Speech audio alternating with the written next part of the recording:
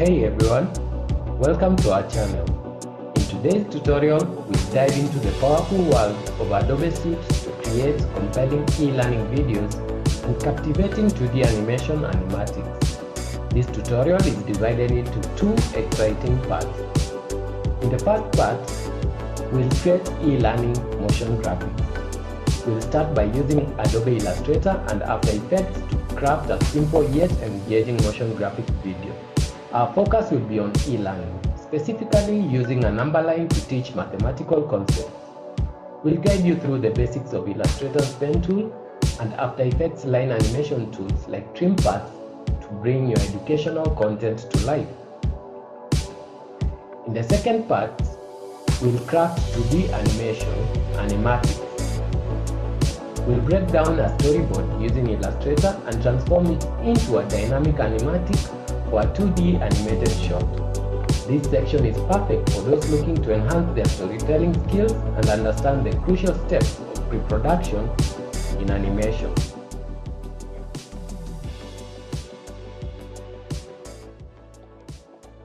Now, let's address a hot topic in the creative community.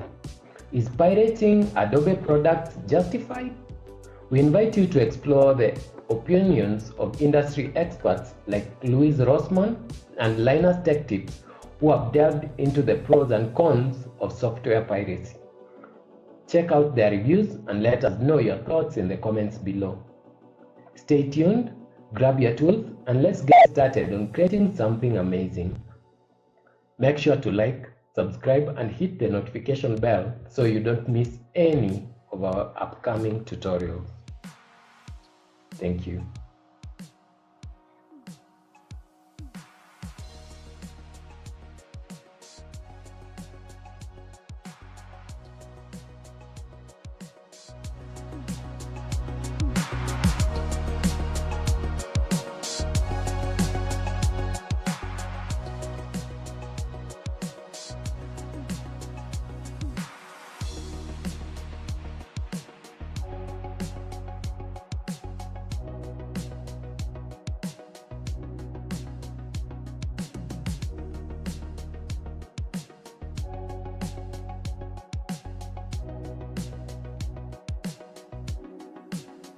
Hey everybody.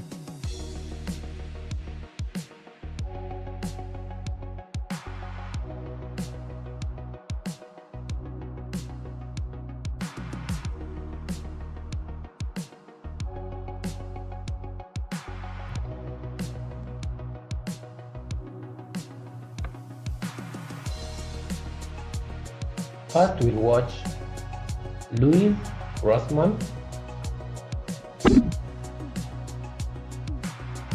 and react to his comments and his sentiments about the topic.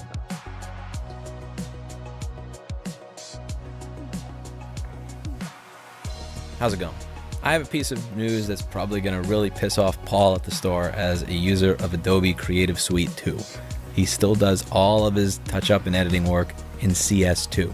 So this is something that really ties into a lot of what we talk about here on the channel, which is right to repair, but more so the overarching issue that I've come to learn about over the past few years, that I've come to learn about by just meeting some of you, whether online or in person, who talk about it regularly. The idea that more and more companies want to take away your ability to own anything, that most companies want you to rent whatever it is they're giving you, whether it is a device or an ability to use your product, piece of software. They want you to rent it in perpetuity rather than actually own it. We're moving away from an ownership model for everything. And I guess with where the price of housing is going now, actually, we're going to be moving away from the ownership model of your home very soon. But that's a topic for an entirely other video. So this has to do with Adobe Creative Suite.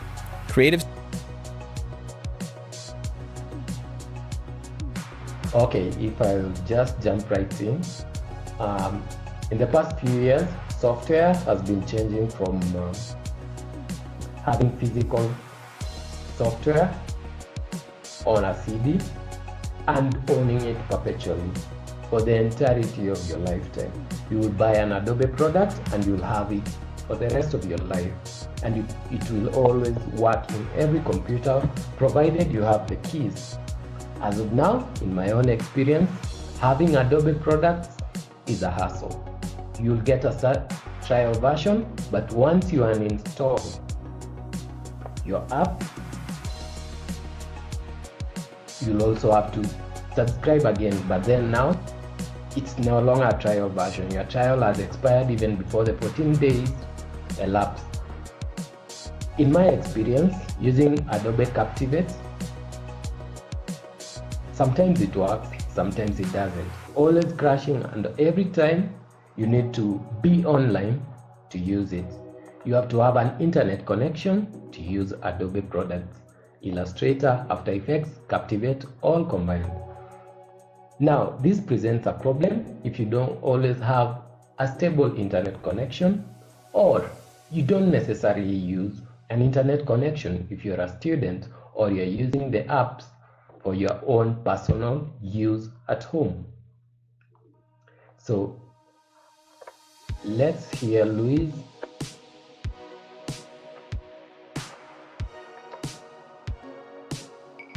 expound more about this.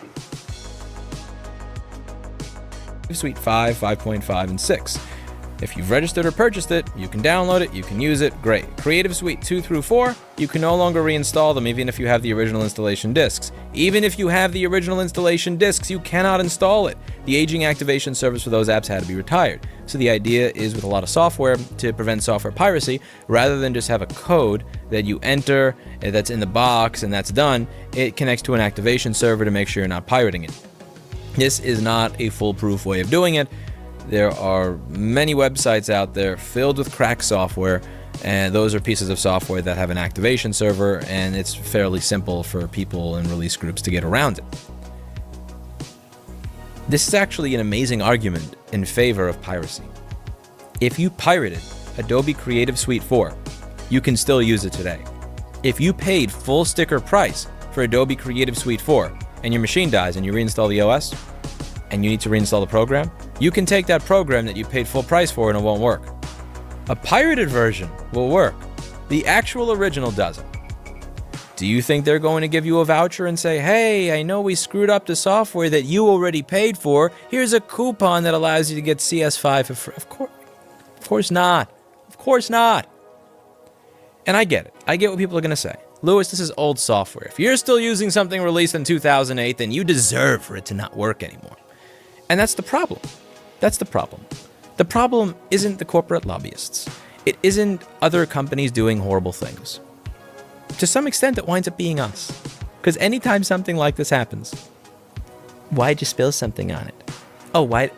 Well, why don't they make the chip available so that I could fix it? Why'd you spill something on it?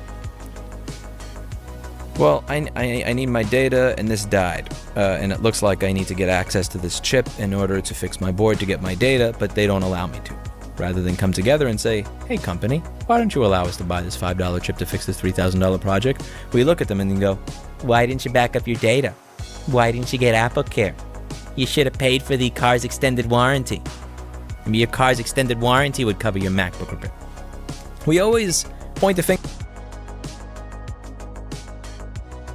Okay, if you are not aware about Luis Rossmann, he is a jailbreaker for Apple devices, and he's always against the company because of the repairability of their products. You cannot repair a MacBook, unlike a HP product, which you can service and change out all the components. But in MacBooks, Apple phones, they're very hard to repair. Once they're broken, that's it. That's the end of life of that product. For instance, if you buy an iPhone and you drop it in water and it doesn't work anymore, you cannot take it to the repair shop because the parts are software. I don't know how they do it, but the software is linked to the hardware. So if you open the hardware, you literally kill your device. So that's why there is a popularity for other products other than Apple when you want to get a device that is versatile and you can have various apps. And when it breaks, you can add you can remove the broken parts and easily replace them and get cheaper parts. Basically, they're like Toyotas. A HP is like a Toyota. You'll always go to Grogan Road, if you're aware of Grogan Road in Nairobi, and you'll cheaply get spare parts. And even after 5 years, you can find that everything in your vehicle has changed, from the bumpers to the tires. You don't already have the original vehicle that you bought, but since it is easily repairable, you can continue having the vehicle even 20 years down the line. The popularity of Hilux, Toyota Hilux, is a good example, because those things don't break. Those things go everywhere, anywhere, anytime. And when they break down, you can easily hotwire them and they will work. Now, if we had a Toyota Hilux MacBook Pro, well, when it breaks, or when your bumper breaks, you'll have to go and buy a new Toyota Hilux MacBook Pro. So essentially, that is what Louise Rossmann is always against, that companies do not allow you to repair the product that you've already purchased. Essentially, you don't own the product. You pay money for the product, but you never own it. Once again, if you're a gamer, if I could segue into gaming, for instance, many years ago, you could buy a game on a CD, like Halo, or let's say Hitman 2 contract, and you'll always use your game anywhere on any PC. You'll always have that software, that game forever. It is always yours. But today, it's all about online. So everything, all games that you buy, you buy them online, download them through an internet connection. You can never go to a store and buy a CD for a game. Case in point, Steam by Gabe Newell. Steam, if you buy a game, even if it is single player, you'll never play it on your computer without an internet connection. They always want an internet connection for you to play the game. I remember years ago when we used to play Halo in college. We never had internet connections in our dorm rooms, but it was the best game ever, because you spend the whole day playing with your friends and you'll never need an internet connection, and the same software will work in any PC, and people are happy to buy those games just to own them because of the experience that you had. But right now, well, you'll buy a game on Steam and you'll never own it. It will always be on Steam. You'll never have it on your PC. You'll never have a copy that you can carry around and put in other PCs that you have. If you have another device, you'll always have to log in again to Steam, download the game. That's when you can use it. Yes, I understand the convenience of having a downloadable software, but how about paying for that software and using it perpetually and using it offline? That's my query. So right now, even vehicles, I think as we are going to electric vehicles, that is going to be a problem. You'll have to download an update before you drive your Tesla. Case in point, you wake up in the morning, get into your car, and just like Windows all updates, you'll be told that your car needs a new software update. And if you don't have a internet connection, then you won't drive your vehicle. Basically, that means the vehicle is not yours and never will be yours. Okay, enough of my rant. Let's listen to Louis. Finger at each other, rather than at the people that are actually screwing us. This is not surprising to me at all. And sadly, it's not surprising to me that this article came out 5 months ago and it didn't seem to get much outrage. Because again, it's an old piece of software, and you're probably going to hear a lot of people saying, well, if you're still using something that old, you deserve for it to not work. I'm sure there's going to be a ton of comments on it like that. But, and you know what? Maybe you actually believe that. But do you believe that it should be the case that when a hospital has a $35,000 to $40,000 operating table that they bought last year, and the motor that causes it to go up and down until it dies, that they should have to buy an entirely new operating table rather than be able to buy the motor? Do you think that it's okay that many major laptop manufacturers have exclusivity agreements with the companies that make the chips that go into their products, so that if you have a $5 issue on a $3,000 product, you just got to go back to the manufacturer?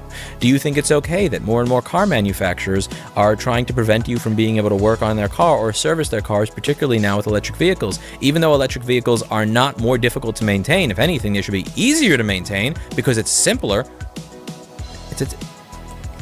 This is something that's moving into every area. And the more we allow this continual encroachment on our freedom and our ability to actually own what we bought, the more it's going to continue into the future. This is just a small example of what is being taken away from us every single day. And it's happening increment by increment by increment by increment. And this may be an increment where you're like, who cares? That increment doesn't affect me.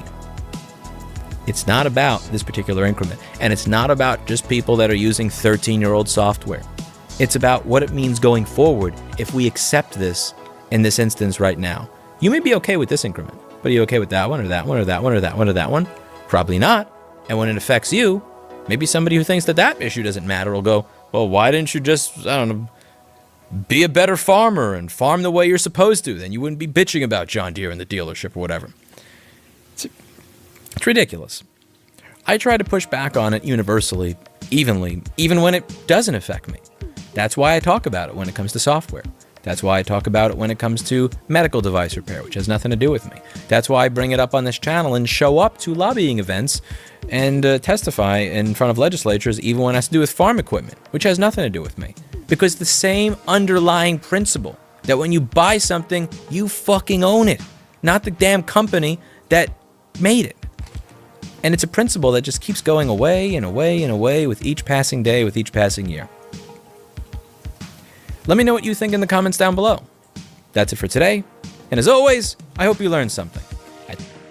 Hey everybody, how's it going? I hope you're having a lovely day. Today I would like to go over a rant that I've had for approximately 22 years now, which is that when you pay for content, whether it is a product, a service, a game, or just a television show, you often get a worse experience than what you would get if you pirate it. Now, back 22 years ago, when this whole concept was new, of instead of carrying a portable DVD player with a book of DVDs, you could just carry a media player that has a hard drive that has compressed versions of it on it, it was kind of understandable that many companies had not caught up to the modern reality that people want the ability to be able to purchase and view media across their devices in the way that they see fit. But now that it's 2023, in my opinion, there's really no excuse for the fact that you get a worse experience when you purchase media than you do when you pirate it. This is something I went over in this video over here, why I would never pay for YouTube Premium ever again. In this video, I put in the thumbnail, piracy is completely justified. I'm talking about the experience that I had when I was paying for Premium for about 7 years and how that experience differed from using an application called Redacted. When I use the application that is Redacted, you would get a better experience in a number of ways that I talked about in that video, even though you weren't paying for it. And I'm one of those people that is absolutely happy to pay if I get value for a product or service. This is one of the most common ad hominems that comes up when I bring up this argument. You know, you'll always see somebody in the comments in these types of videos that goes, "You're poor," or, you know, "Get a real job," or "Why don't you want to pay for things?" I have a company that I've had for Okay, this incites me to another point where software is becoming increasingly expensive. Well, a poor person like me, I can never subscribe to the Adobe Suite because that will drain me financially. I cannot cover the cost of an Adobe Creative Suite subscription, a monthly subscription, and then I'll never own that software, even if I pay an annual plan. So it's all about subscriptions now, and everything is now online, never offline. You need an internet connection. Well, in Africa, not everybody has an internet connection, and these apps are very valuable. I do not dismiss the fact that they help us a lot in creating content, and sometimes they make us money, but not as much money as Adobe makes. but they're still insistent on having all these pricey tags on their products.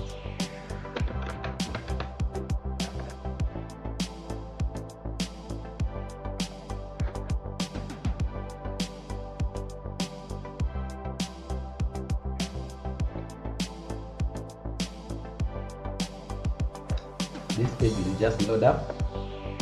Let's see pricing.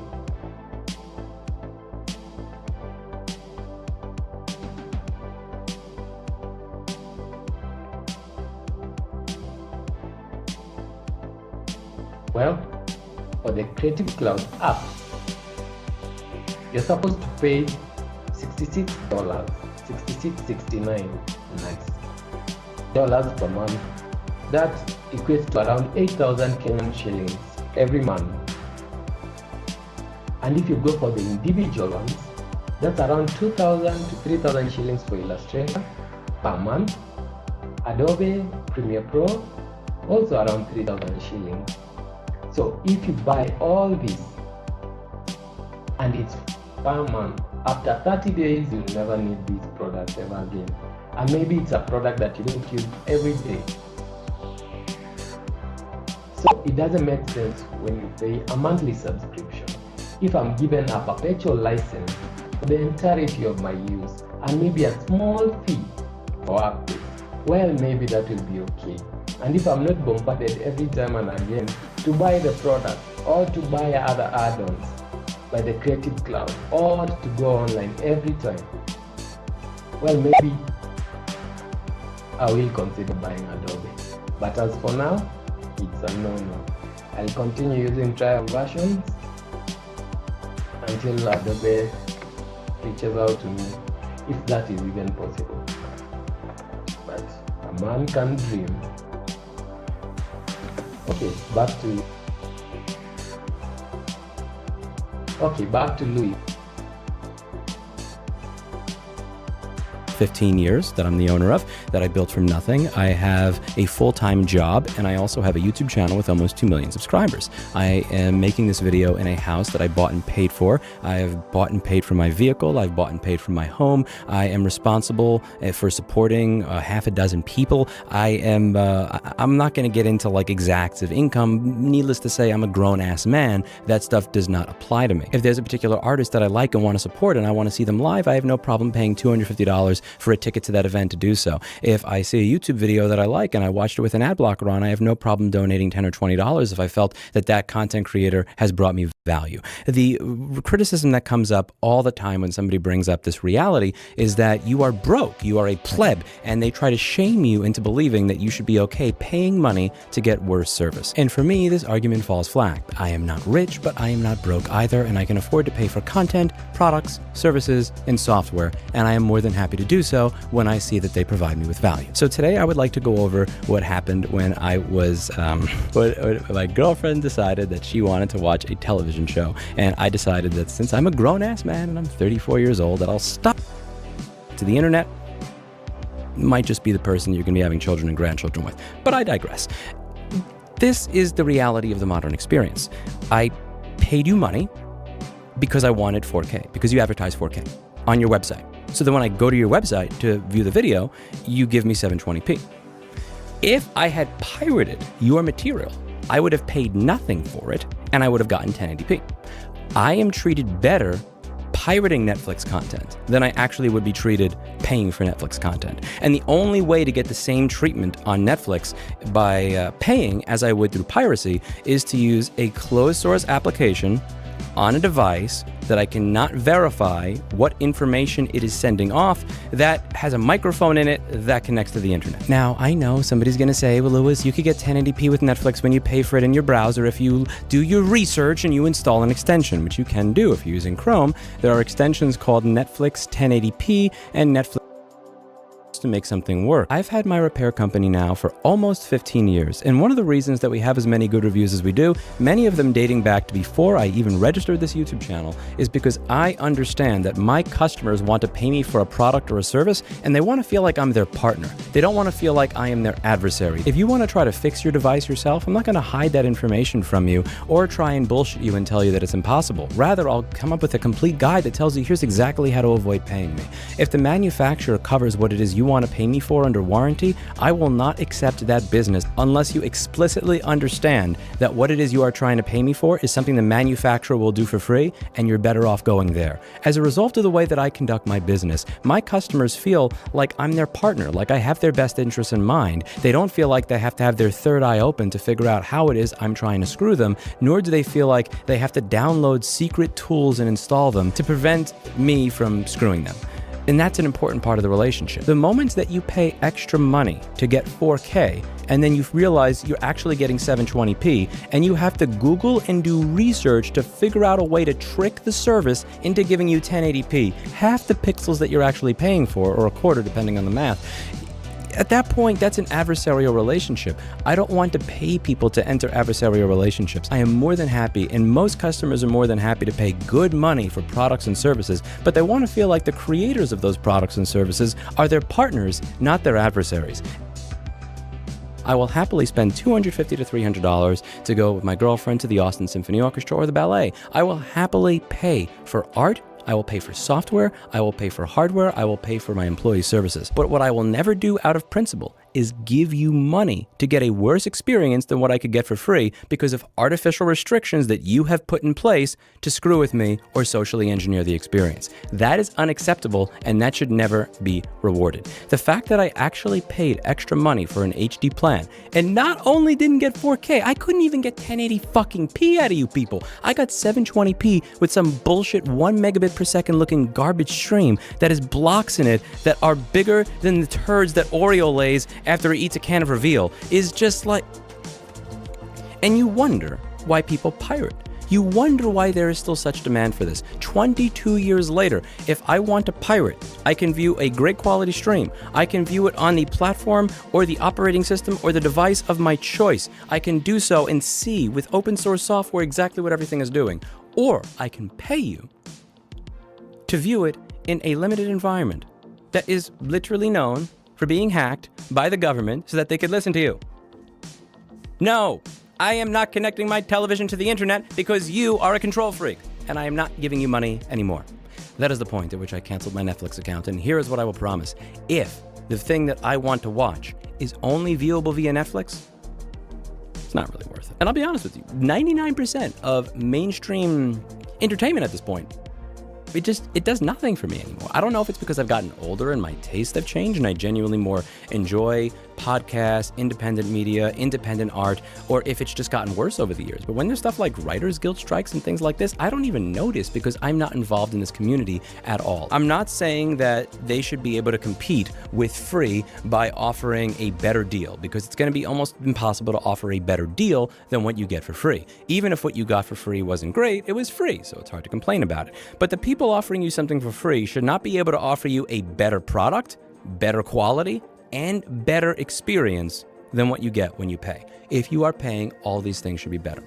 I have no problem paying $40 a month for news sites that I like. No problem paying $200 to see an art show that I like. No problem paying when I find value. Because paying when I find something valuable is what empowers me to ask for value out of my customers in return when I provide them value. The reason that I don't care if somebody stomps walking out of my shop and they're like, oh, I can't believe you're charging like $900 to replace the heads in this drive. That's a write-off. It's because I know that my employees put hundreds upon thousands of hours into learning that skill set. I have spent over $30,000 on all the tools to do that job, and it's very easy to mess that job up. I know I'm offering good value, and the reason that I feel empowered to ask for money when I offer a good value and a good deal is because I am willing to pay when I see a good value or a good deal. The problem nowadays is that the people that are actually willing to pay for things are often getting the shit end of the stick compared to the people that don't. And then people wonder, like, why is piracy rampant? Why do people use ad blockers? I wonder, why would somebody use an ad blocker? We could just go over this with YouTube. I mean, if you use you block Origin with LibreWolf, or you use Brave browser with Shields turned on, you don't have to give anybody your address. You don't have to confirm your address. But if you use YouTube Premium, not only do you have to pay, but you also have to give away a bunch of personal data, and they may just decide after you have already paid for the service that you need to confirm your address, or your account will be put on hold. Do you know whose people's ability to watch videos ad-free on YouTube does not get put on hold? People with LibreWolf browser, if you block Origin installed, or people with Brave browser installed with Shields turned on. Do you know who does not get this annoying notification on the screen? People who have a proper updated ad blocker. This person over here is actually whitelisted youtube.com in their ad blocker, and they are still getting a message saying that ad blockers are against YouTube's terms of service. Do you know who doesn't get this screen? The people who didn't whitelist youtube.com in their ad blocker. This is a consistent pattern, and it is not something that has gotten even the slightest bit better in 22 years. If you pirate, you probably get a better experience. Back in the day, if you wanted to pay for music, you got a 128 kilobit per second MP3 that was encoded with some garbage like... Okay, I think you get the sense of what Luis is trying to say. Excuse his language. It sounds mad and salty. Let's listen to Lionel. Altogether, I paid just shy of $10,000 a year for Adobe's software, a fact of which I am painfully reminded every time my editors complain that Adobe still doesn't have a decent HDR workflow and that they straight up crash whenever they feel like it. Now, that wasn't always the case. Once upon a time, when you paid for software, you owned a perpetual license to use it. Before the dark times, before software as a service. But there is a light in this dark, dark world. Not every company has embraced the trend of charging for their software by the month. So I challenged my team to find out, by editing the production you're watching right now, if we can make videos without touching a single pay forever app. So that means no Adobe, and what that would be like. So have we freed ourselves then from the clutches of Adobe? Well, it's complicated. You know what's not complicated though? Whether you should check out our sponsor. Origin PC's new Evo 16S ready-to-ship streamer bundle ships within 1 to 2 business days and comes with multiple streaming accessories and a 250 gig Samsung 960 Evo M.2 boot drive for quick load times. Learn more at the link below. Let's begin with ingesting our camera footage.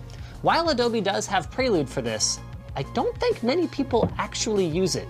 It's clunky, and it doesn't offer many advantages over just dragging your clips straight into Premiere. Kino, on the other hand, is lightweight, supports a wide array of codecs and file types, and is excellent at managing batch processes like transcoding or file renaming. Once you've logged and organized your footage, a right-click action can bring it straight into the NLE of your choice. AKA your video editing program. Unlike Prelude, Kino isn't project-based. It's essentially like a special file browser custom tailored towards editors, and the drill down function is awesome. It lets you see all the video, audio, or image files in a drive or folder, no matter which subfolder they're in, which is especially useful when you're dealing with memory cards from different cameras or recorders which might have different folder structures. And it's way better than using Finder. I get the features of both, but it's as simple as just opening up File Explorer. It's friggin' sweet. And the difference between their billing approach and Adobe's is that if you decide you don't need updates, you can keep using the software after the support period ends. This is looking great so far. Then again, we were already using Kino, so that wasn't much of a stretch. Next up is our nonlinear editor, or NLE. We actually had a couple of options here, with the main ones being Vegas Pro, Avid Media Composer, and DaVinci Resolve. Let's start with Vegas because it has a customizable UI similar to Premiere Pro, even if it does feel a little bit old school. The audio editing tools in Vegas Pro are actually pretty similar to Premiere, but the lack of Audition's dynamic linking is a clear downgrade. That means that you have to send audio from Vegas over to a dedicated audio editor, then pull it back in.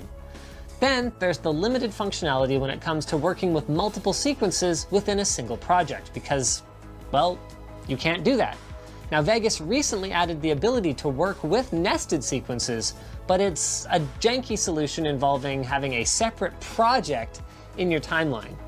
So suffice to say, despite my Hey everybody, how's it going? Hope you're having a lovely day. Today I'd like to follow up on a video that I did 1 week ago and talk about some updates from the company, because this company decided to release a blog post that in my opinion is really manipulative crisis management garbage. And as somebody who has experience with this as a result of dealing with politicians, dealing with lobbyists, having my own company and trying to do some decent PR for the Right to Repair movement, I have a little bit of an understanding of how to do this in an ethical way and how to do this in a manipulative piece of garbage way. And I believe that they went about it in the latter fashion. So what am I talking about here? Last week I did a video titled Adobe Roofies All of Their Customers. And the reason that I used that strong language and what I covered in this video was this updated terms of service that Adobe came out with. You may notice over here 2 things. A, that there is no opt-out or disagree button, and B, you cannot access your content until you agree. So what they're doing is they're changing the terms of service, they're changing the terms of the sale under duress, and they're not giving you any option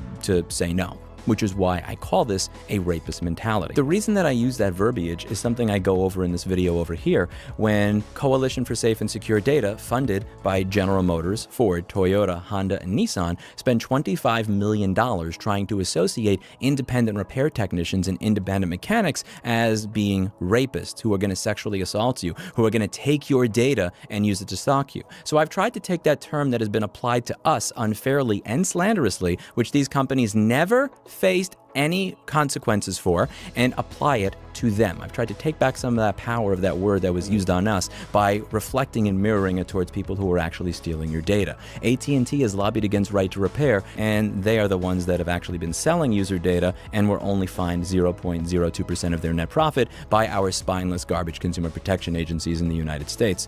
And as you can see over here, the automakers that accused us of helping sexual assault rapists stalk their victims were actually selling this data willy-nilly to any Tom, Dick, and Harry that decided they want the data inside of your car. I highly suggest that you read this New York Times article as well as the FCC documentation that I will link to down below, because if you blindly trust a YouTuber, for the love of God, please do not blindly trust YouTubers, especially not me. Many people on this platform are more than willing to sell out your happiness, your mental health, your understanding of the world, if it means they can get an additional $500 from BetterHelp, because when they lied to you to reinforce your pre-existing bias, their engagement rate went up 8%, which means that they're now able to renegotiate their sponsorship with the shit organization that's selling you garbage products and services and get a little bit more money. And even with people like me that have not had a sponsor on this channel for 12 years, sometimes I'm going to get stuff wrong. I'm a human being just like you, and as a result, I'm going to make mistakes. If I stop putting primary sources down below, don't trust me. And even when I do, read through all the primary sources, because in this video, you may notice I'm switching back and forth between a lot of different things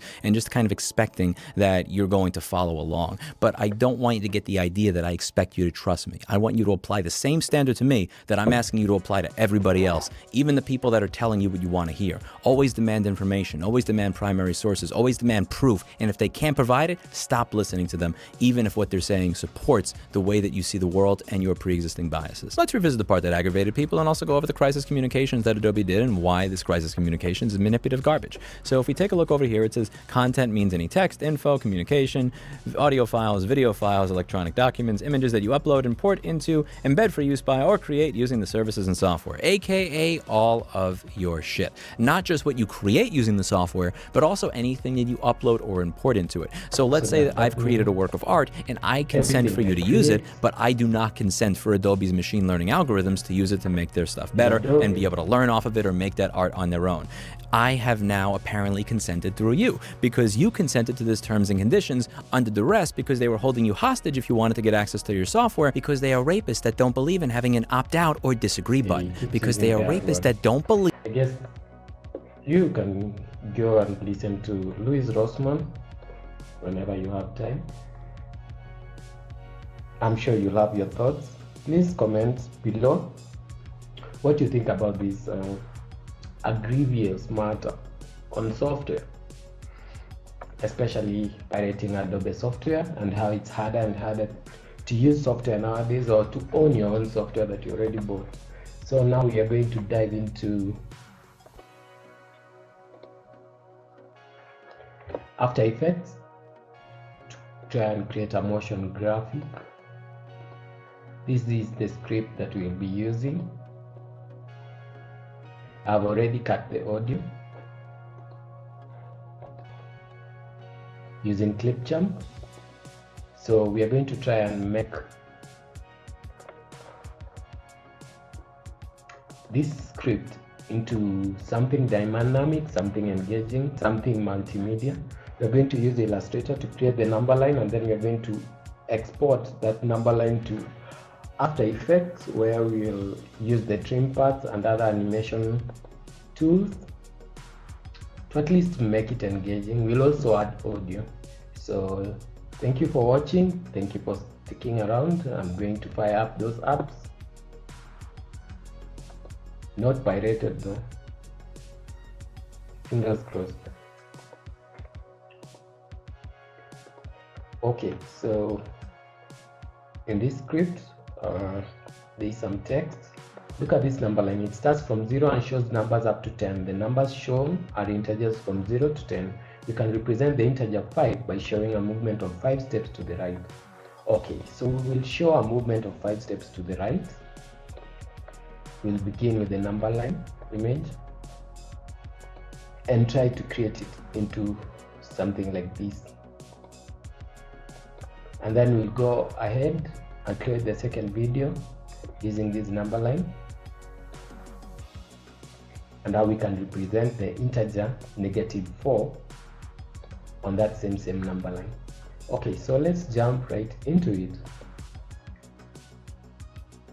I'll keep explaining what we are doing as we go along. So first of all, fire up Illustrator.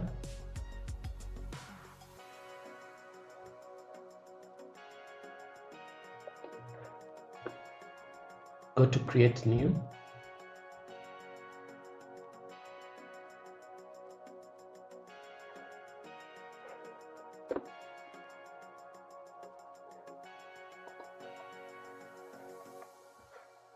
So we are going to create a video. At the top, you'll see some variations that you can use.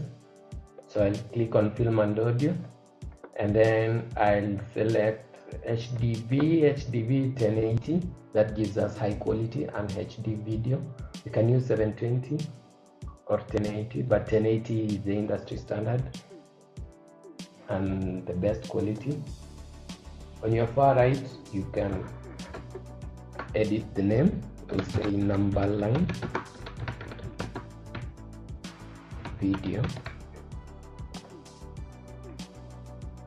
And the raster effects, we can go up to 300 so that we do not lose. If we downgrade the video, we do not lose the resolution of the vectors. Adobe Illustrator uses vector graphics, which are non-lossy.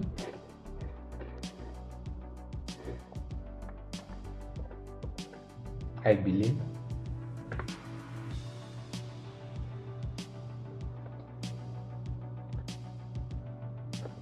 Here we go. When you use HD videos, you'll get this.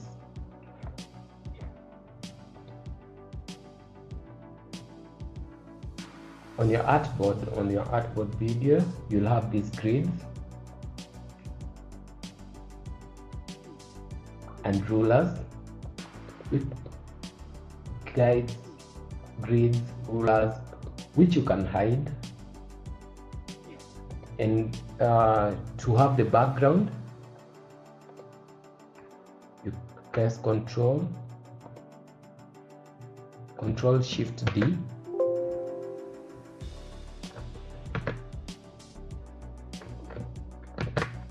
Yes, and we'll have our blank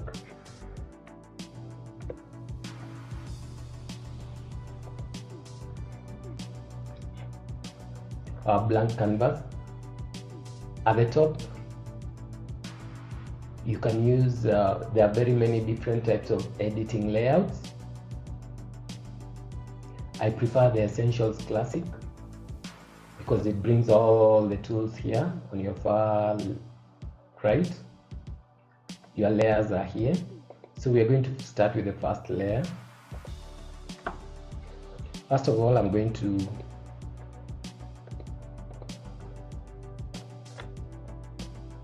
use this number line as a reference. So I'm going to screenshot it using Windows Shift S.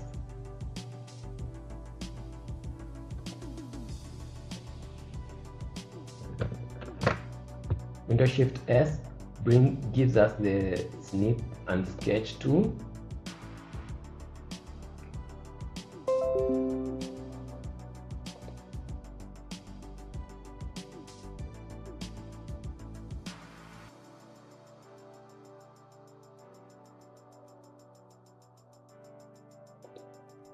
I'm going to do that again.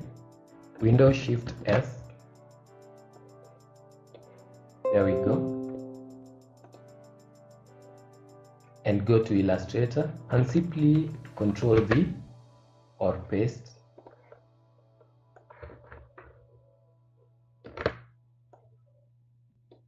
These guides give us the dimensions of the workable area and the best places to fit your window or the margins for your window. So we want it completely center and not touching the green lines. This is just a reference. So we'll lock it, we'll toggle lock, and then create another layer below this upper layer and lock it first. On your far right, you'll see the opacity. Drop down the opacity to around 20%. Since we want to have clean lines that are clearer, that are vector based, that's why we are recreating this. Go to your far left. You can either take the line segment tool or the pen tool. When you click on this lower arrow on each tool, it brings up all the other options that you can use. There's the anchor tool under the pen tool, but right now we're going to use the pen tool.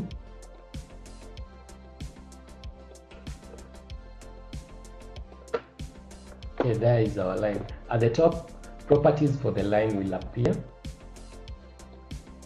and when you click on specific tools on your far left, they bring up their own properties at the top,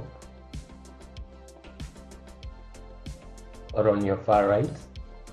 So we are going to use this selection tool. When you select the selection tool, at the top you'll see the stroke, the color, the opacity, the style, basically all the settings for your lines or the properties that you can change for your line. I'm going to go with 8, I think that's too big, 6, and a stroke at the top again. When you click on stroke, the stroke panel, you'll see various iterations for your line, whether you want round caps, bad caps, projecting caps, dashed lines, but you don't want a dashed line, but we need an arrow.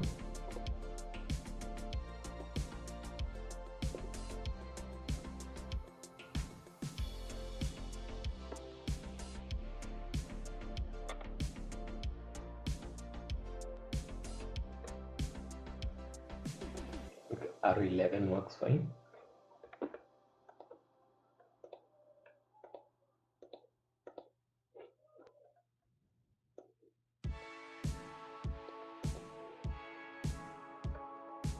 Then now we are going to use the line segment tool. Click and hold.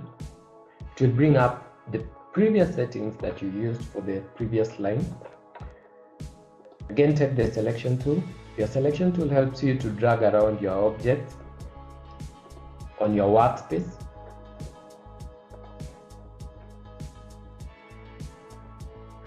While holding Ctrl-Shift-Alt,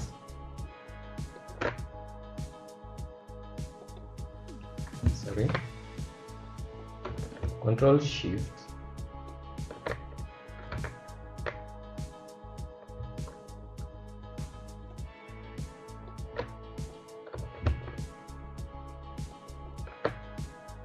Ctrl-Shift-Alt, and you drag, it will give you a copy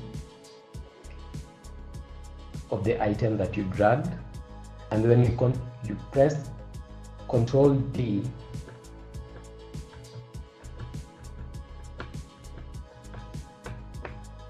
it will duplicate, and then it will, as it duplicates, all the objects will be aligned well, same distance between each object, which is perfect for our number line. As you can see, the original wasn't so perfect, but this is perfect.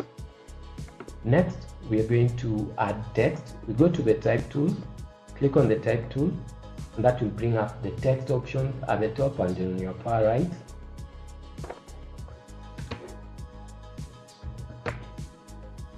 On your properties on your far right, you can change the size of your text. You can also change the font type. Our e-learning needs Tahoma.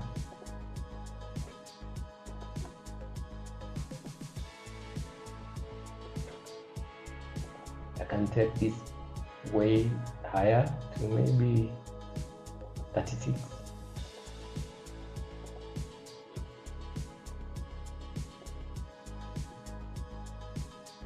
Position it properly.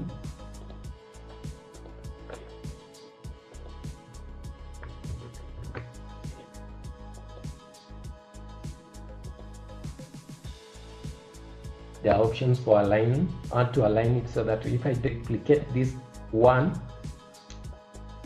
it will show directly under these lines since they are evenly spaced. Now I used Control Alt Shift while dragging, and then now I can press Control D. Voila, now we have our numbers.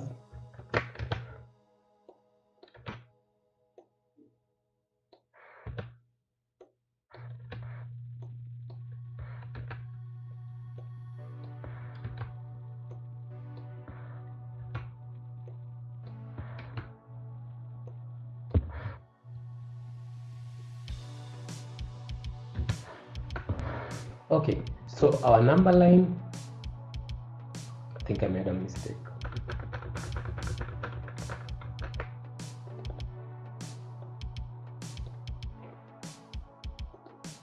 Let's redo the transformation. So this is 0, 1, 2, 3, 4, 5, 5.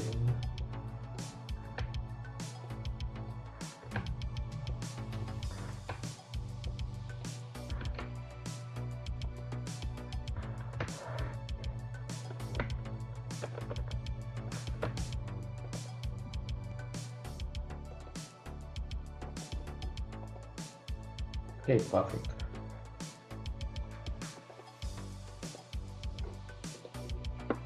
So I want this 0 to look different. I'm going to give it a different color so that it can signal to the learner that this is the starting point, to differentiate it from the rest of the numbers. Since it's a number line, I think 0 is the starting point for everything.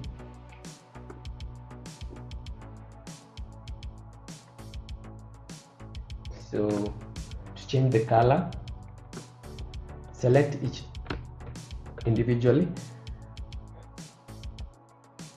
and then you can change the fill either on your far right where the fill, or your far left where we have a big box with color, by double clicking.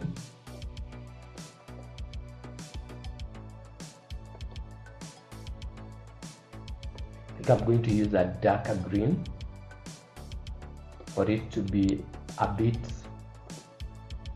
to differentiate it a bit from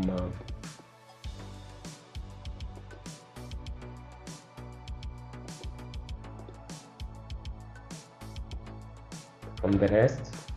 And on our number line, I can see that this seems below this. Yes. So I've hidden our reference layer. I can click on an object using Control Shift and these bracket keys, Control Shift. I think the big bracket, that's what I would like to call it. Control Shift, big brackets, the back bracket and the front bracket. The back bracket is for taking an item behind, and the other one is for bringing it to the front. If you can look at this layer too, we have different objects. Since they are vectors, every item that you create is its own object, more like layers. But then this will be hidden when you are going to After Effects. So ideally I wanted this to come to the front. Control Shift, big bracket front, and that immediately brought it to the top of our layer. But this layer is still under layer 2. Perfect. Now we have our number line.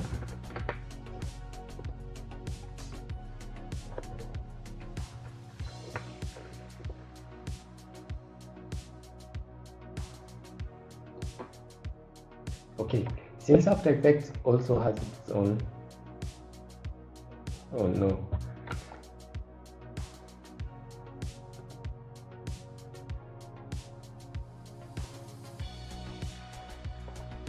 okay, I think I'm going to explain again what I just did in another layer. Sorry about that. My controlling the stream and controlling all the different layers that I have to show on stream is a bit confusing, so sorry about that. Now I hope you can see Illustrator, and that's the number line. We are going to recreate it again. Since, let me bring up Chrome and hopefully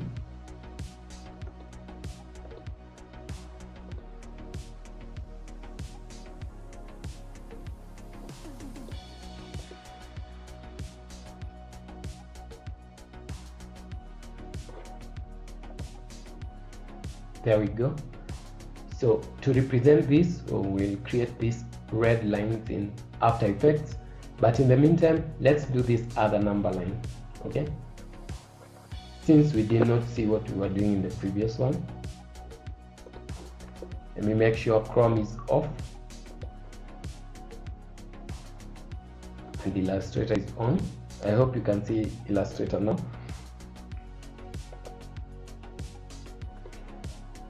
Okay, let's hide this layer and start over.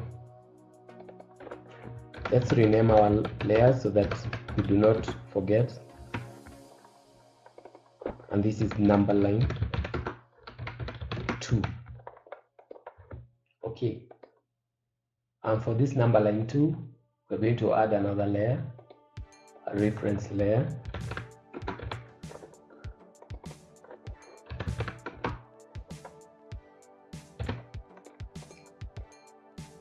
Just drag and drop to rearrange your layers.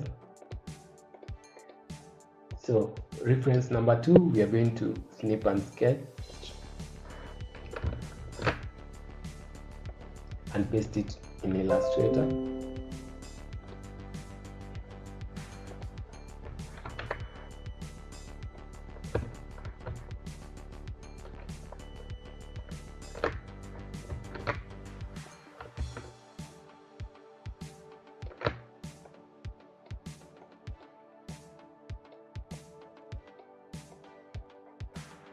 And then once again, we are going to lower the opacity to around 30 or 20. And then we're going to lock this layer. Perfect. So number line 2, once again, take your pen tool, click on your canvas to draw your line. We have our line, but right now it has no fill, it has no fill color or stroke color. Previously we used 6 as our dimensions. There we go. And now it's apparently green. We are going to select black, double click on the stroke color and select a color. If you want a fill, you click on the fill, make sure it comes to the top of your stroke. You can click on the stroke to activate it, so you can go back and forth while you're coloring like that. And now our stroke needs to have some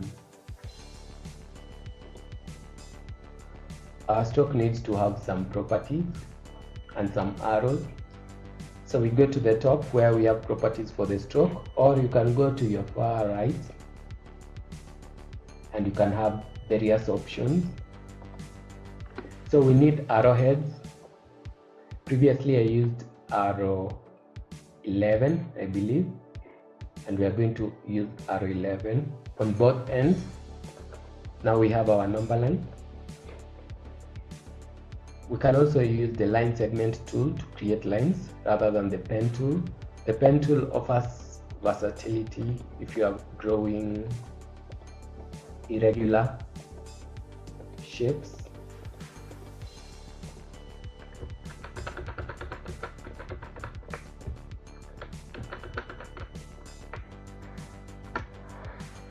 So let's begin.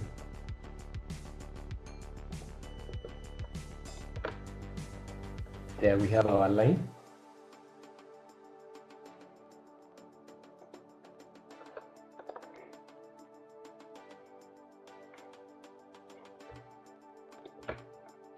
Now, since I want the line, the bottom line, and this small line to be aligned,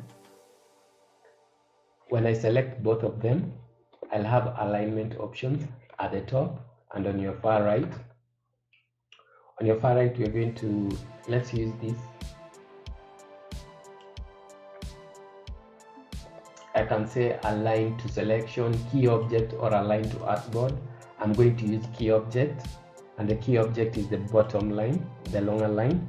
It is now in green.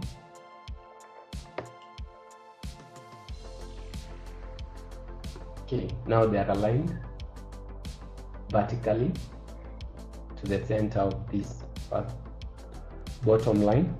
And now to duplicate this small line, I'm going to click on it and hold, and also click on Control Shift Alt and drag.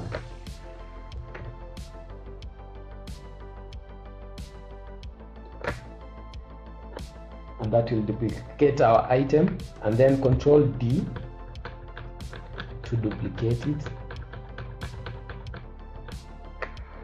So these are 1, 2, 3, 4, 5, 6, 7, 8, 9, 0. 9, 10, 0. 1, 2, 3, 4, 5, 6, 7, 8, 9. Let me duplicate it once more. Always use your selection tool when you're dragging around your item.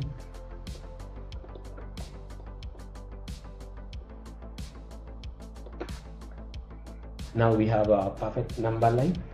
I'm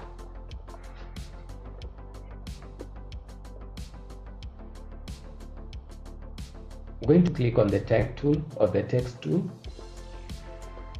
for me to write text. We'll start with 0.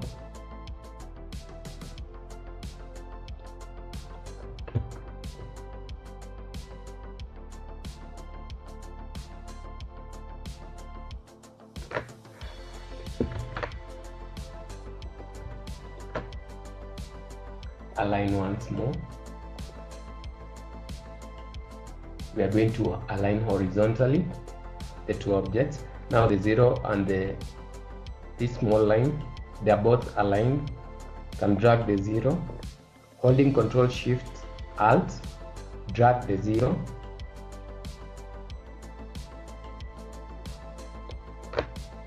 and then Control D to duplicate across the board.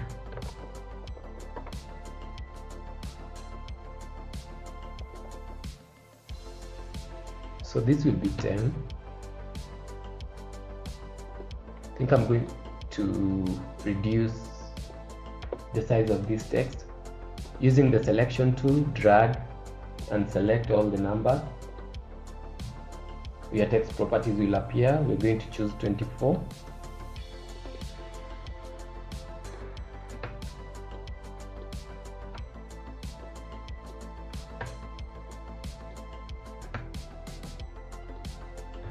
Actually negative.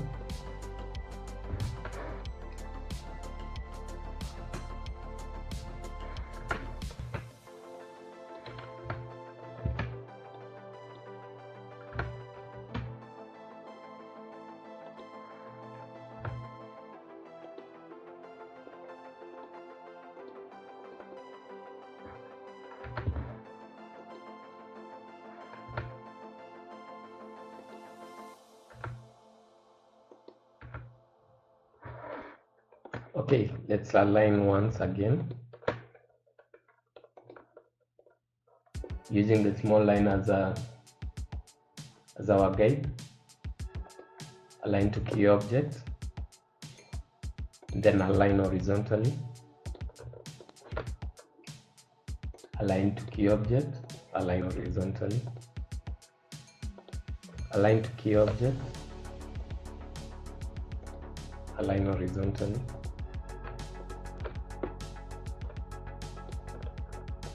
I'm holding Shift to select multiple items. Using the selection tool.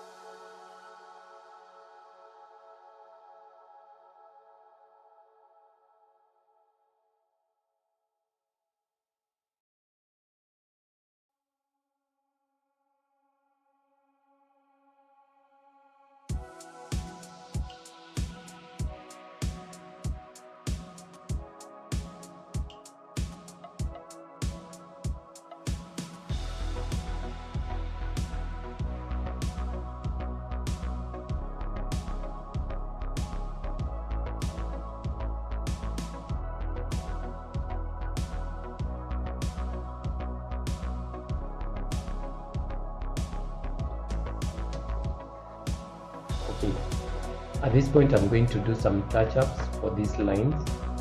I feel the stroke, the cap should be rounded. I think it will look nicer that way.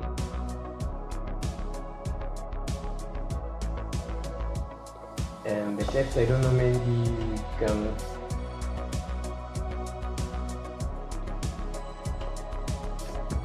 have it at maybe 28, no, 30. Yeah, that looks good.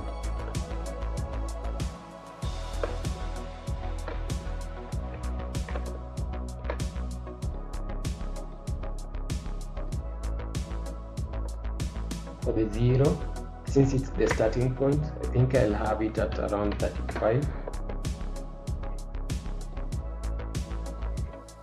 Maybe higher, 40. Yes. And that looks different. And then I'm going to change the color by double clicking on this fill, selecting a dark green.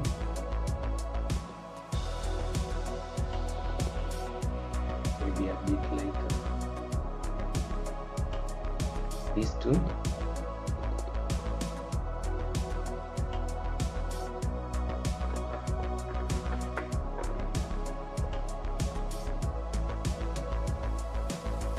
Okay, we've made it up to this point, and I think we are good to go to Illustrator. So we have our first number line here, and our second number line here.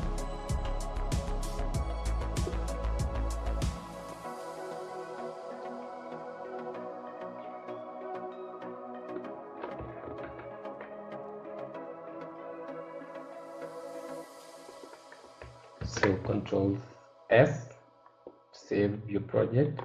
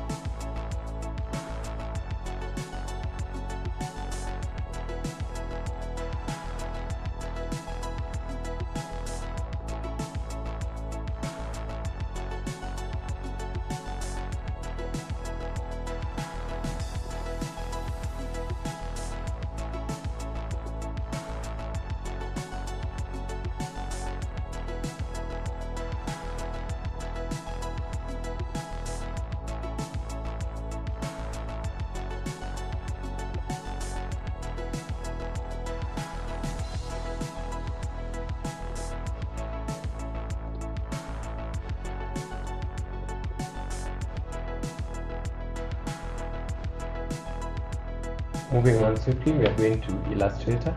In Illustrator, go to File, Import, File,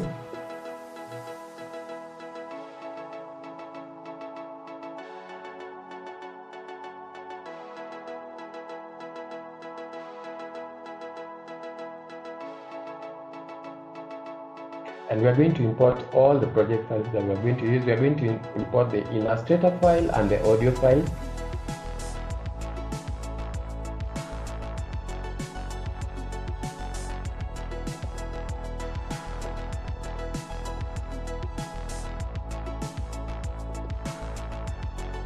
Be sure to import it as composition, retain layer sizes, okay? Because sometimes it can import as a footage. As a footage, it will come in as a picture. As a composition, all the layers from Illustrator will be will be maintained.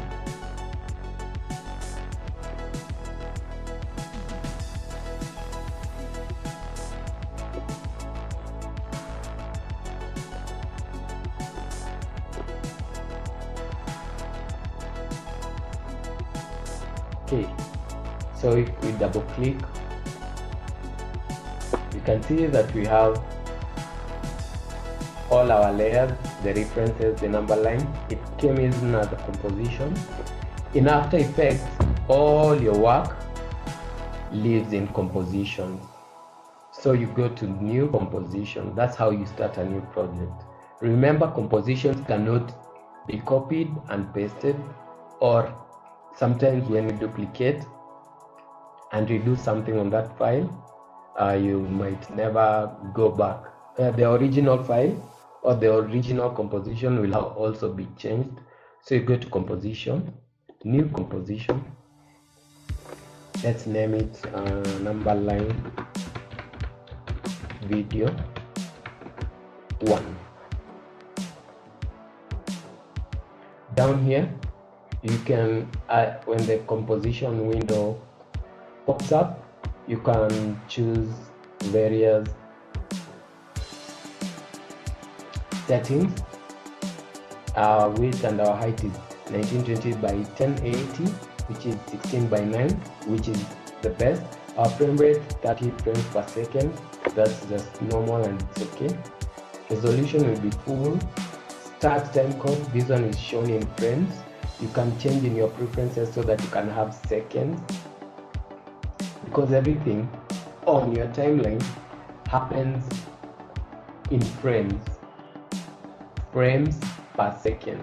For instance, here at the 1 second mark, since we are using 29 frames per second, we'll have 29 frames or 29 pictures that will form up 1 second. And you can individually see all the frames here when you drag down this time navigator at the top of your timeline. So we can see that actually it's 29 frames to make 1 second, but mostly we'll be using seconds because that's the most used. And your compositions will appear down here. You can navigate through your compositions like this by clicking on each composition. Each composition is what is rendered into the video.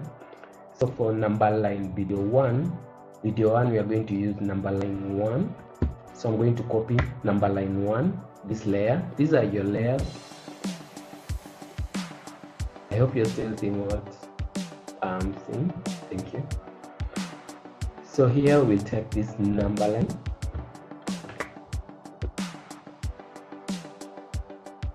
copy, paste it. We do not want to duplicate because the changes we'll make here, and if we duplicate this composition number line video, we might lose the originals. So we created a new composition.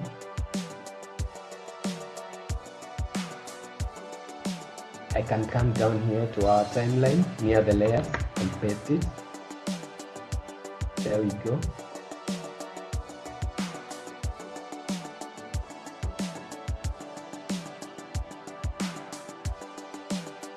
Okay, by clicking Control,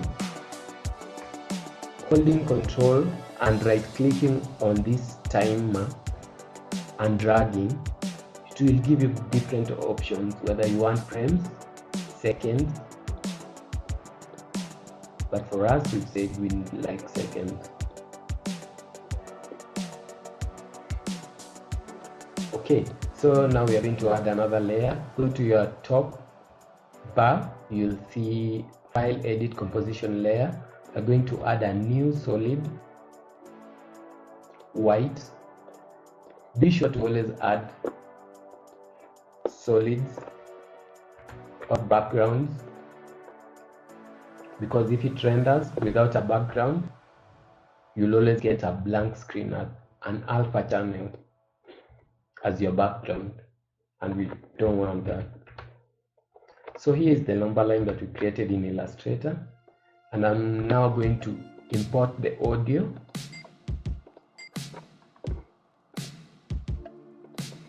So that we can edit this audio, we can edit this video according to the audio.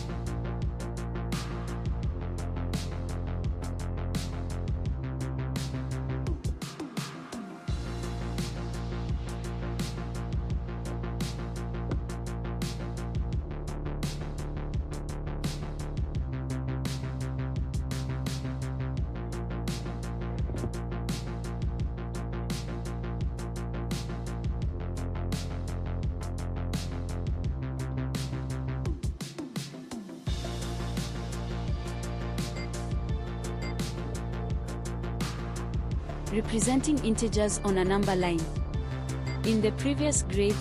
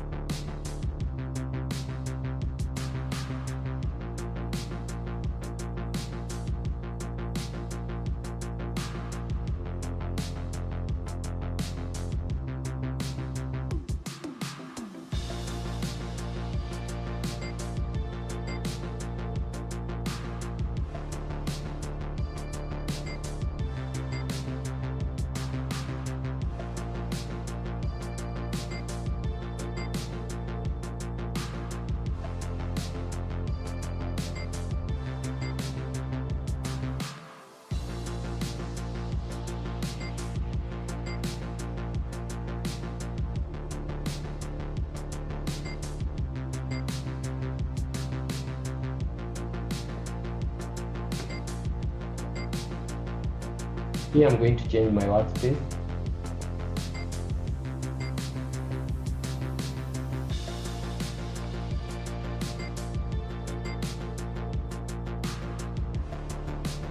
I like using the animation workspace because it gives you very many different tools to use. So the audio we are going to use is this. Just drag your items from your project file down to your timeline and it will automatically add accordingly. So let's listen to our audio. representing integers on a number line. By pressing L, you can get the audio levels, whether you want to increase them. I feel like it's a bit low, so I'm going to add Representing integer. maybe 5 decibels. Representing integers on a number line. I think that's okay. If I click L twice, double L, I'll have the waveform, and the waveform can help me see exactly where a sentence ends and another starts. It's a good indicator that can help you edit the video according to the audio. So it starts out as, Representing integers on a number line. that's the title. In the previous grades, we learned how to use the number line to add and subtract numbers. Look at this number line. Okay, look at this number line. That has gone up to 12 seconds, and I think the student will be able to see the number line. It is well placed. in the middle of the composition. Maybe I can increase the size.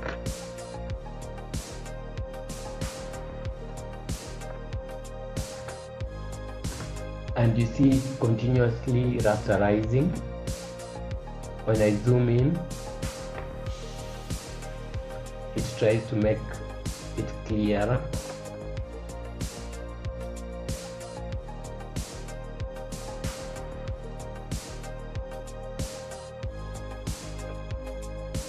So at the 12-second mark, that's where maybe the animation or the edits will start. Let's listen. It starts from 0 and shows numbers up to 10.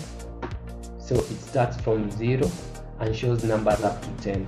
So from the 12th second to the around 16th second, we are going to show 0 to 10. So what I'll do, I'll just take the box. I think we're going to use a mask tool. So select the layer. Make sure you're on the layer that you want to edit. In my case, it's number line, the Illustrator file.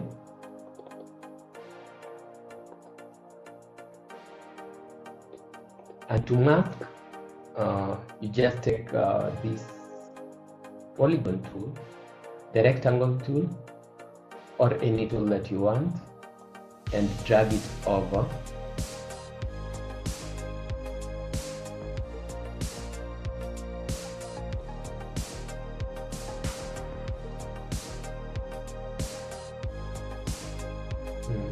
That did not turn out as I expected. So I think we are not going to use the mask tool because it will be a little complex. So I'm just going to use, by clicking outside your layers, you can create a new rectangle at the bottom. You can make sure this rectangle is the same color as our background. So at the top you'll see fill and stroke. Stroke is white, we don't want stroke. By clicking on stroke, options for how you want the stroke colors to be will come up. I don't want a stroke. The fill, I want it to be white. Okay, so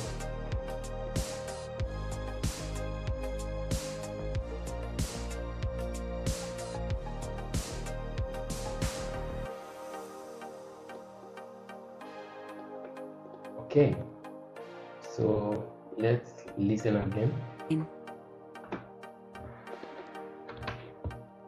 It starts from 0.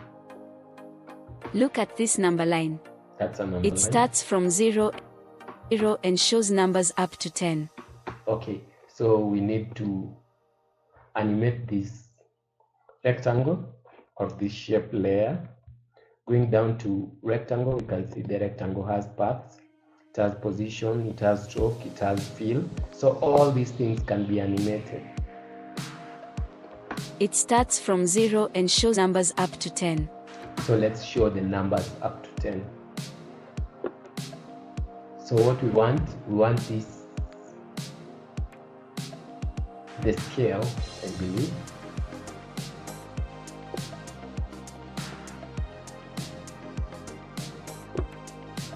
And select the pen tool so that we can edit this shape, the rectangle path.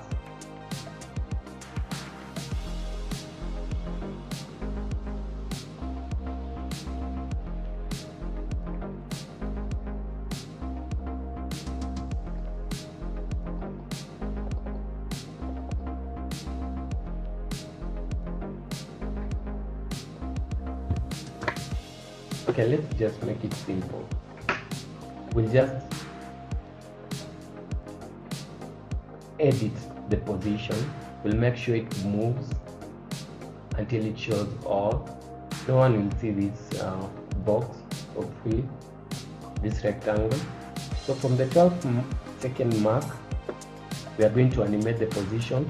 Go to the timer that are under the rectangle bar. Click on position to create a keyframe. We now have a keyframe, a blue diamond will appear on our timeline, and going to the 16th second mark, we can animate the position. Actually, let's just animate by pressing on your shape layer, click P to show the position, and click on the watch or the stopwatch to create a keyframe. Actually, you want this keyframe, you can drag the keyframe according to where you want them to be. So that's our first keyframe. By the 16-second mark, we want this to show all the 10 numbers and then disappear. Now on your layers panel, down here, the shape layer, by clicking Alt and the big or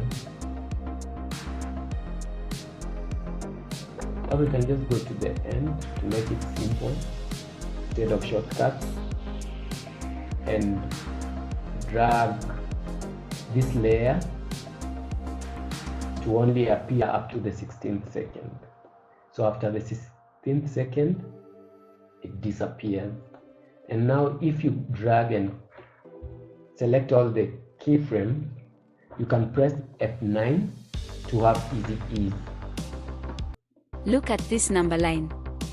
It starts from 0 and shows numbers up to 10. It starts from 0 and shows numbers up to 10. The numbers shown are integers from 0 to 10. We can represent the integer 5 by showing a movement of 5 steps to the right. Okay, so we need to show the movement from 0 to 5. So now we are going to use the pen tool here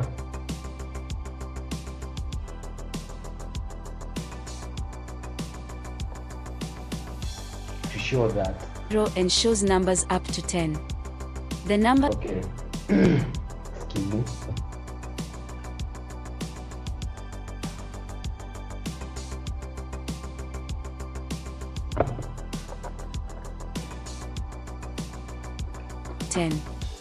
The numbers shown are integers from 0 to 10.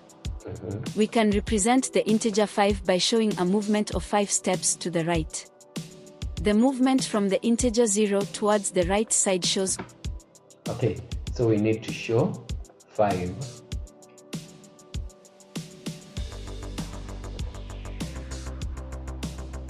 So this is 5. So my idea is to show the movement from 0 to 5, and we are going to use a number of lines. So at the top, select the pen tool. It has a fill, we don't want a fill, so we'll remove the fill. The stroke, maybe we'll use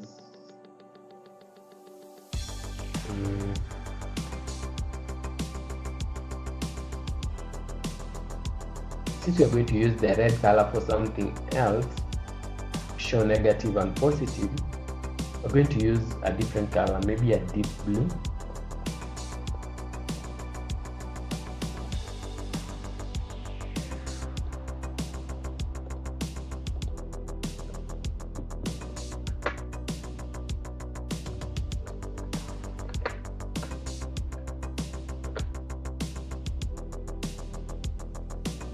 Maybe have the stroke to be 5.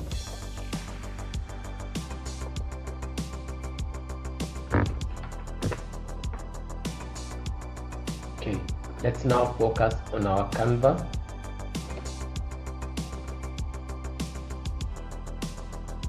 This is our line. Using the pen tool, we can convert these ends by clicking using this convert vertex tool If you click, you can see some lines appearing. If we drag this, we can make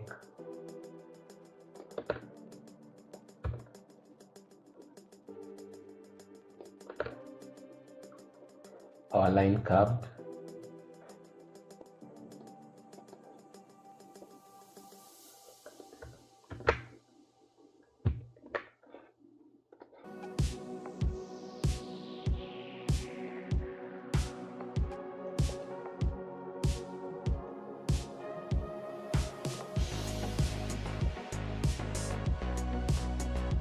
So just like in Illustrator, you can still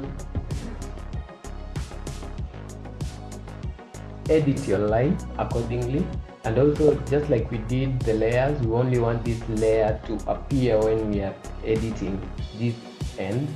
So go to the far end of your shape, your new shape layer. Let's say here you right click to rename. Let's say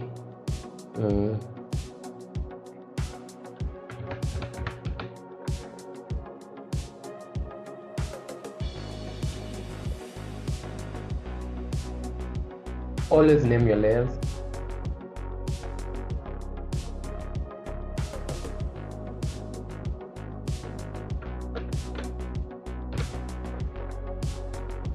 Go to the far end of your curve layer, drag it to the point where you want it to start appearing. I'm going to give it some leeway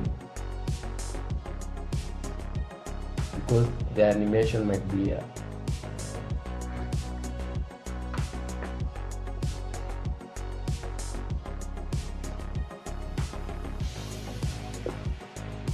there's this span behind or anchor tool.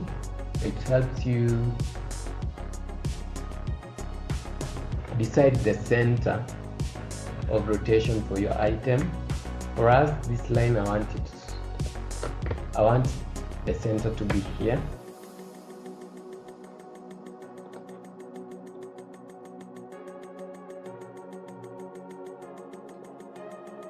That's okay.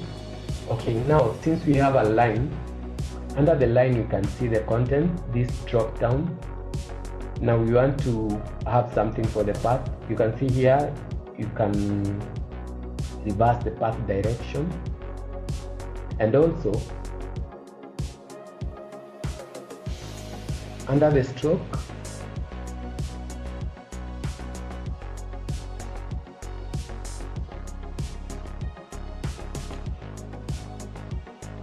you can choose what kind of cap you want, whether you want dashes, waves.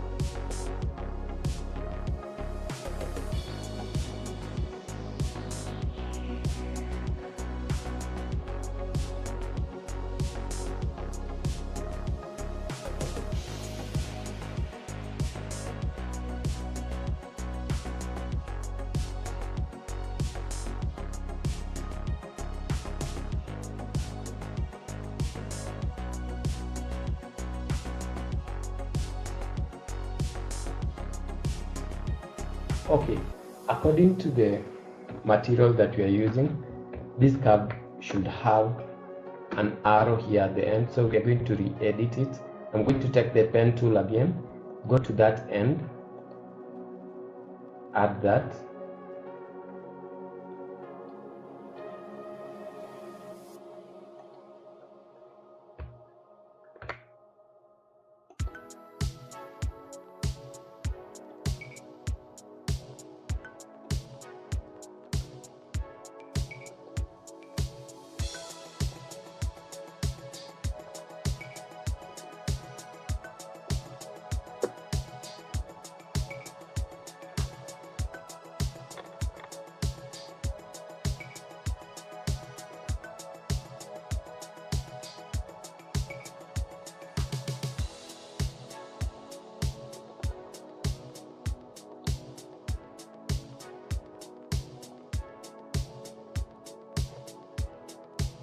Okay, I think that.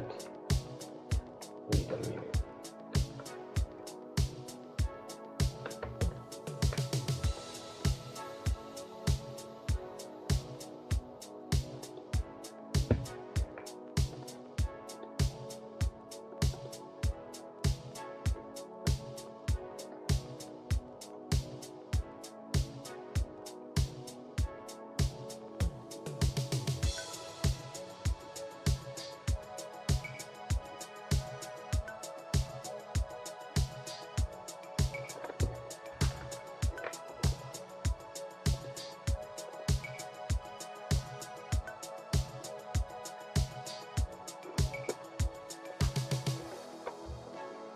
Okay, I think that's it.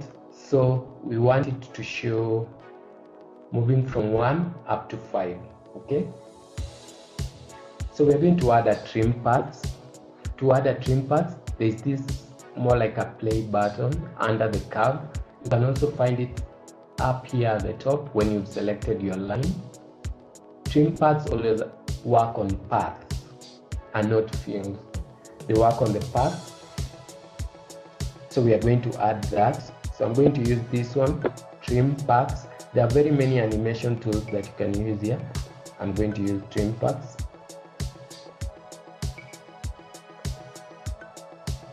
Okay, our trim paths has appeared.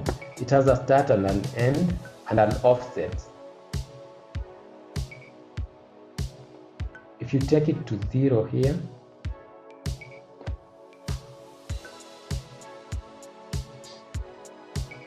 you can play around and see how it works.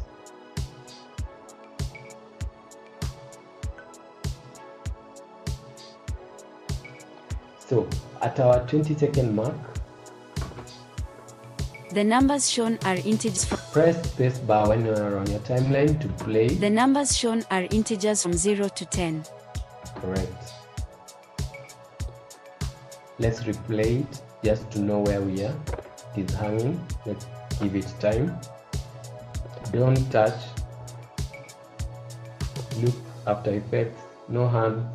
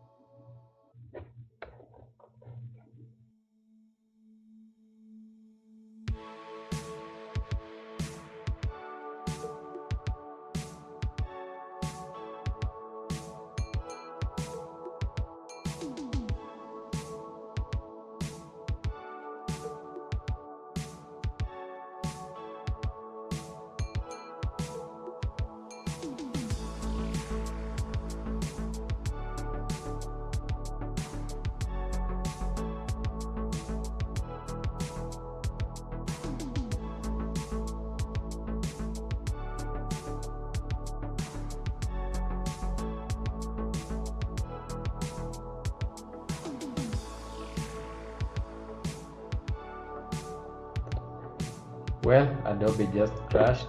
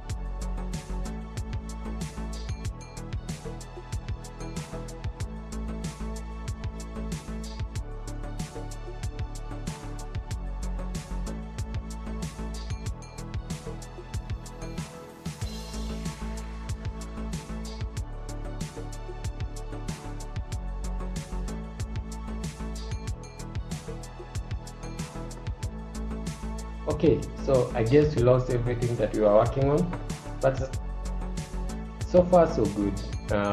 Where we've reached, I think that's progress. I think I'll have to redo that over again, and I'll catch you in the next video, because After Effects has just drained all of my enthusiasm. So thank you for always watching, always tuning in. We'll continue with this.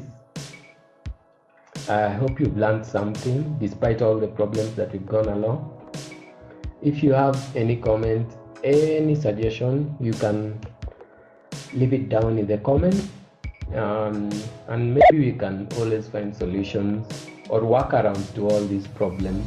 I should have saved my work when I had started so that I wouldn't have lost all that progress, but at least we have an Illustrator file where we can start from, and maybe I'll be fresh enough to do it the next time, and I'll do it faster and without any second guessing.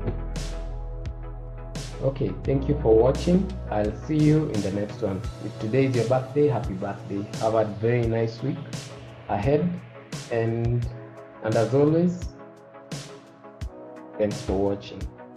Goodbye.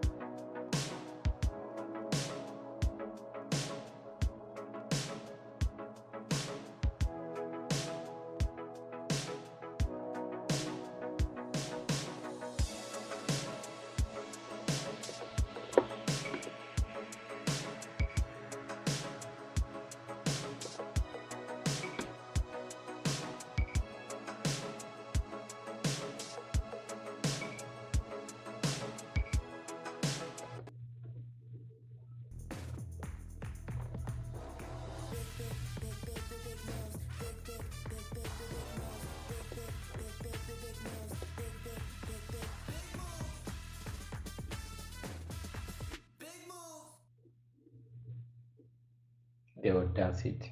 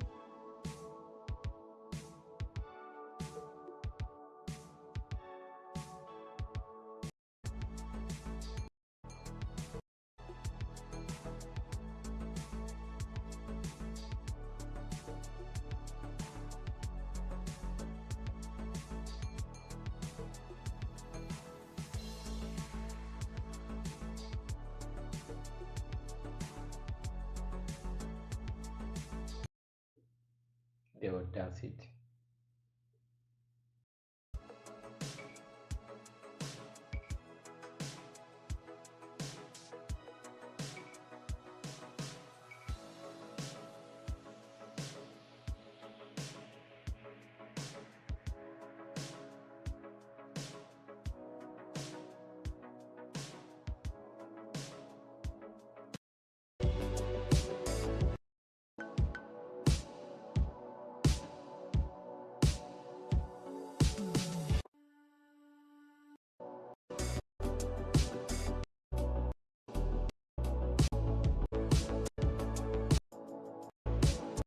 Compelling e-learning video. Hey everyone, welcome to our channel.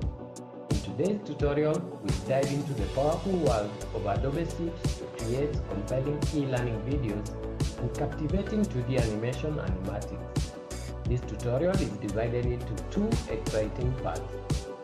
In the first part, we'll create e-learning motion graphics. We'll start by